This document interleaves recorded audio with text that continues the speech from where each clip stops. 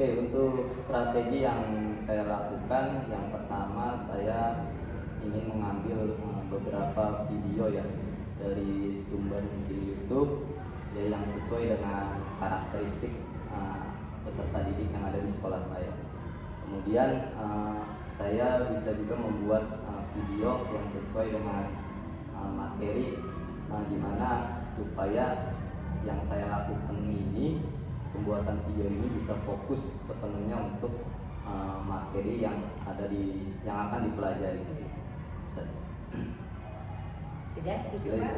Oke, jadi Bapak pertama mungkin akan mengambil ya video-video dari YouTube, tapi Bapak akan menyaring ya dan sesuai dengan karakteristik peserta didik Bapak.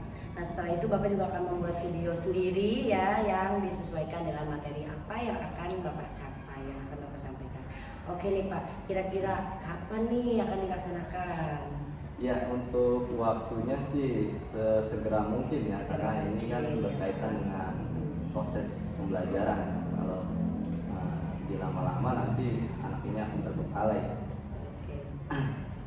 Jadi sesegera mungkin ya, sesegera mungkin, karena memang benar Pak, saya setuju banget nih ya, karena proses pembelajaran itu kan berlangsung ya setiap hari, kita hanya libur 2 hari, nah bisa ya di sini Bapak mulai membuat ya maksudnya. Oke, kira-kira nih Pak, kalau misalnya sudah dilakukan nih ya Pak, ukuran keberhasilan menurut Bapak itu apa sih yang bisa tercapai?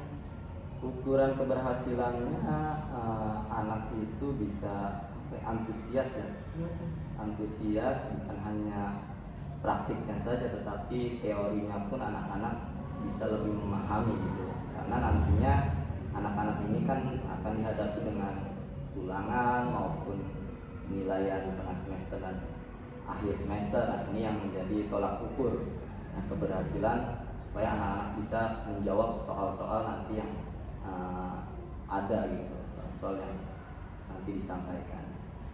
Oke ya, jadi ukuran keberhasilan menurut Bapak itu setelah Bapak melakukan hal-hal yang tadi ya yang sudah disebutkan, anak-anak itu akan menjadi antusias dalam pembelajaran baik praktik maupun teori.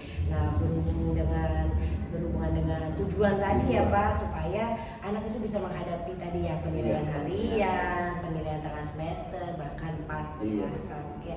Nah kira-kira nih Pak ya, biasanya kan Bapak udah nih punya keinginan seperti itu ya, capaian keberhasilan seperti itu, tapi kan kadang menemukan gangguan-gangguan juga nih Pak. Nah kira-kira bagaimana nih cara mengatasinya? Iya, kalau gangguan itu ya pasti ada ya jika kita mau melakukan suatu perubahan. Tapi bagaimana keseriusan kita, keinginan kita untuk merubah semuanya, ya balik lagi ke komitmen kita nih sebagai guru nih, supaya kita ini tanggung jawab kita terhadap anak-anak itu seperti apa gitu. Karena anak-anak didik kita itu baik buruknya itu tergantung dari bagaimana kita mengajarnya. Itu sih.